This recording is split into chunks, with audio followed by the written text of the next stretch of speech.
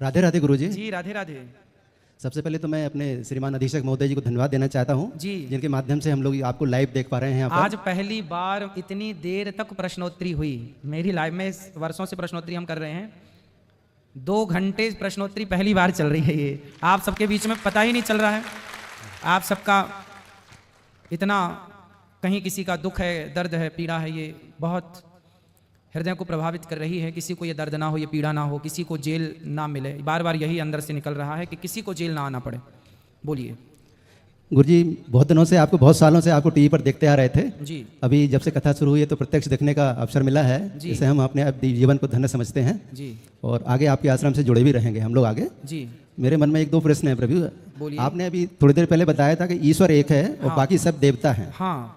तो जैसे अपन किसी भी मंदिर में जाते हैं तो वहाँ तमाम भगवान, जैसे शंकर जी हैं, विष्णु भगवान हैं, रामचंद्र जी हैं, कृष्ण जी हैं, तो ये सभी भगवान रूप में वहाँ मौजूद रहते हैं। तो अपन किसको माने? एक का कहना, आपका जैसा कहना है कि एक को मानो, सबको मत माने, एक को साधे सब सदे, सब साधे सब जाए। वाह। तो इसका क्या अर्थ है जी? देखो, आपके पिताजी आपको पुत्र कहते थे, ये मेरा बेटा है जी। आप अपने पिता के लिए क्या हो? बेटे हैं उनके। बेटा है। और अपने पुत्र के लिए आप क्या हो? पिता है उनके लिए। और आप अपनी पत्नी के लिए क्या हो? पति। और आप अपनी बहन के लिए क्या हो? भाई। तो आप एक ही हो ना जी। पर आपको देखने वाले 4 हैं।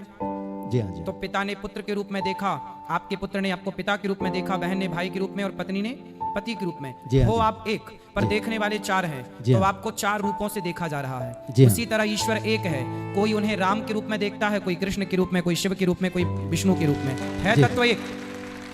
जैसे कान के बाला, जी हाँ। कान में जो बाला है वो भी सोने का है और गले में जो हार है वो भी सोने का है। जी हाँ। दोनों में ही सोना है, पर दोनों के नाम अलग अलग है। ये बाला है, ये हार है, ये झुमका है, ये हार है। तो दोनों के उपयोग अलग अलग हैं। एक को कान में पहना जाएगा, एक को गले में। बिंदिया होगी तो माथे पे लगाई जाएगी, चूड़ी होगी तो हाथ में पहना जाएगा, करधन होगी तो कमर में पहनी जाएगी, बाजूबंद होगा बाजू में पहना जाएगा। तो आभूषण अलग अलग हो सकते हैं। क्या सोना अलग अलग हो सकता है?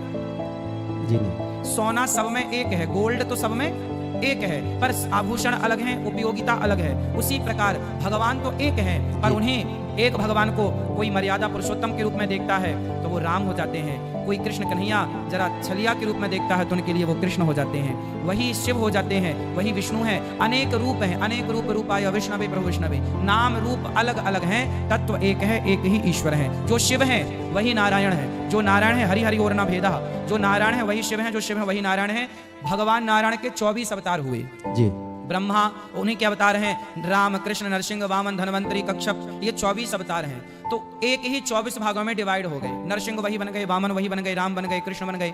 तो किसी भी रूप में आप देख रहे हैं, राम हो, कृष्ण हो, शिव हो, सबके रूप में एक ही है, जो नारायण है। मूल में नारायण है। हाथी के पांव में सबके पांव आ जाते हैं। इसलिए ये भेद अंदर नहीं रखना चाहिए। भगवान के नाम बहुत हैं, रूप बहुत हैं, पर ईश्वर एक है। तो हम नारायण के रूप में उनको जपें, मतलब हाँ। मेरा प्रश्न यही है आपसे। बस आप कृष्ण को देखें तो कृष्ण भी नारायण है। जी जी। आप राम को देखें तो राम भी नारायण है। जी जी। क्योंकि नारायण ही, देखो अभी ऊपर व्यास गद्दी में कौन बैठा था? यहाँ कथा कौन सुना रहा था आपको? आप सुना रहे थे गुरुदेव। आप ही हम सुना रहे थे जी, ना। अभी जी। यहाँ प्रश्नोत्तरी में कौन सुना रहा है आपको? आप ही। तो वहां हम बैठे थे और यहाँ भी हम बैठे हैं। जी हाँ। तो 2 जगह हम बैठे कि नहीं? तो हम 2 जगह बैठे हैं, हम ही बैठे हैं ना। उसी प्रकार राम और कृष्ण के रूप में 2 जगह बैठे, एक ही भगवान तो बैठे। जगह 2 हो गई पर है तो एक ही ना। जी हाँ जी हाँ। त्रेता में आए तो राम, द्वापर में आए तो श्याम। तो सभी को जप सकते हैं, मेरा प्रश्न एक ये है। ही। अब हम लोग कीर्तन करते हैं, श्री कृष्ण गोविंद हरे मुरारी, हे नाथ नारायण वासुदेव।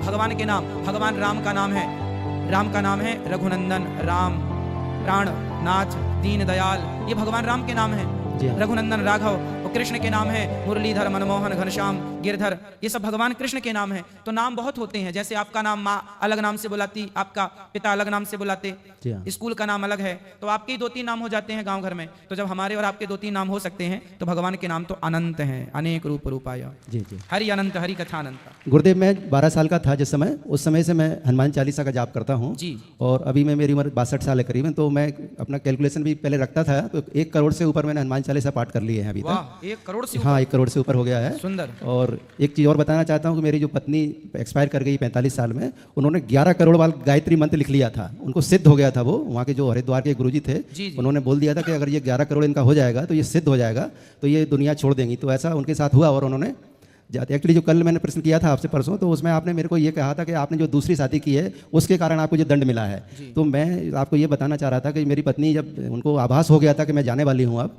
तो उन्होंने मेरे को मरते समय एक वचन ले लिया था कम से कम 20-25 लोगों के सामने कि तुम अपना घर बसा लेना, मैं तुम्हें ज़िंदगी में सुख नहीं दे पाई हूँ, क्योंकि बीमार रहती थी, उनको मिर्गी का फिट आता था। अच्छा। तो उस कारण बीमार रही ज़िंदगी भर, तो उस वजह से वो थोड़ा शारीरिक रूप से परेशान थी।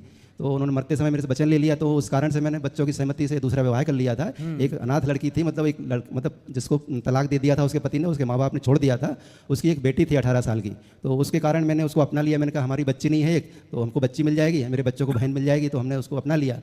अब बाद में उसी औरत ने हमें झूठा फंसा दिया यहाँ पे। तो हम मतलब गुनाह किया नहीं है बिल्कुल भी हमने, और हम जेल काट रहे हैं, 8 साल हो गई है, हमें कहीं से कोई भी मदद नहीं मिल रही है आज तक। चलिए, भगवान कृपा करेंगे, कहीं ना कहीं से कोई रहा होगा किसी जन्म का कर्मदंड जो इस जन्म में भोगना पड़ रहा है। ठीक है जी, एक प्रश्न और था, आपके आश्रम से जुड़ा हुआ है। जैसे आपने अभी जो आपका जो वहाँ चल रहा है कि अब दान राशि वहाँ दे सकते हैं, तो जैसे अभी आपके उसमें बताया जाता है कि एक माँ का आजीवन खर्चा आप 21,000 रुपये लेते हैं जी। तो क्या इसमें उस माता को ये पता रहता है कि आपका ये खर्चा कौन बेटा उठा रहा है कि नहीं रहता है?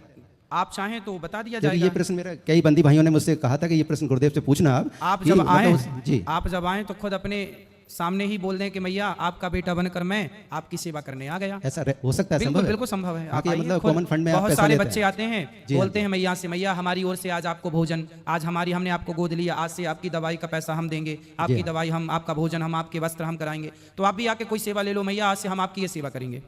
हाँ, तो एक दूसरे को पता रह सकता है। बिल्कुल बिल्कुल, आप बिल्कुल बेटे की वही तरह मेरी शंका संबंध थी, कई रखिए। लोगों ने मुझे कहा था अभी कल परसों से जी, जी, जी। कि ये गुरुदेव से प्रश्न पूछना ये थोड़ा सा जरूरी है पूछना, जी। क्योंकि कॉमन फंड में अपन दे देते हैं तो पता नहीं लगता कि अपना नहीं, आप बिल्कुल, सही इसलिए है। हम आपको क्या बोलते हैं, वृंदावन आओ, पहले अपनी आंखों से वहाँ की सेवाएं देखो और अपने आंखों के सामने माँ को देखकर कहो कि मैया अब हम आपकी ये सेवा करेंगे, जो आपको लगे श्रद्धा से वो आप सेवा करिए। जी हाँ जी, जी राधे राधे। राधे राधे। इस तरह भी मैया को दे दो, बात कर लें।